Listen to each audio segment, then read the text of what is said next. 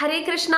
ഇന്ന് നമുക്ക് ശിവപഞ്ചാക്ഷരി മന്ത്രത്തിന്റെ രണ്ടാമത്തെ സ്റ്റാൻസ പഠിക്കാം, അതിന്റെ അർത്ഥവും മനസ്സിലാക്കാം. മന്ദാകിനി സലില ചന്ദന ചർച്ചിതായ നന്ദീശ്വര പ്രമഥനാദ മഹേശ്വരായ മന്ദാര പുഷ്പ ബഹു പുഷ്പ സുപൂജിതായ തസ്മൈ മകാരായ നമ ശിവായ.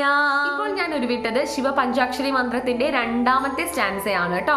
ഇതിന്റെ അർത്ഥം ഇങ്ങനെയാകുന്നു: മന്ദാകിനി സലില ചന്ദനം ചർച്ചിതായ എന്നുദ്ദേശിക്കുന്നത് മന്ദാകിനി നദി എന്ന് പറയുന്നത് വളരെ പുണ്യമായ നദിയാണ്.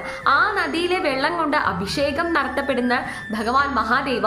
അതിനുശേഷം ചന്ദന ചർച്ചിതായ, അതായത് ചന്ദനം കൊണ്ട് ഭഗവാന്റെ ശരീരം മുഴുവൻ അലങ്കരിക്കപ്പെടുന്ന മഹാദേവ. നന്ദീശ്വര പ്രമദനാഥ മഹേശ്വരായ, അതായത് ആദ്യത്തെ നാഥൻ എന്ന് പറയുന്നത് നന്ദിയുടെ നാഥനാണെന്ന് പറയുന്നത്. നന്ദിയാണ് ഭഗവാന്റെ പ്രഥമ ഭക്തൻ. അപ്പൊ നന്ദിയുടെ നാഥനാണ്, പ്രഥമമായി ഭഗവാൻ നന്ദിയുടെ നാഥനാണ് എന്നാണ് പറയുന്നത്. മന്ദാര പുഷ്പ ബഹു പുഷ്പ സുപൂജിതായ എന്ന് ഉദ്ദേശിക്കുന്നത് മന്ദാരം എന്ന് പറയുന്ന വളരെ അമൂല്യമായിട്ടുള്ള ഒരു പുഷ്പമാണ്.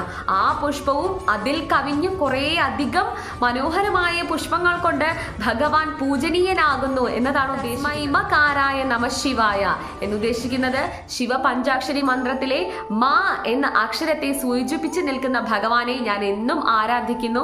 എൻ്റെ ഭക്തി അദ്ദേഹത്തിന്റെ മുന്നിൽ ഞാൻ സമർപ്പിക്കുന്നു എന്നതാണ് ഈ ഒരു ശിവപഞ്ചാക്ഷരി മന്ത്രത്തിന്റെ ഇത്രയും ഉള്ളൊരു വരികളുടെ അർത്ഥം.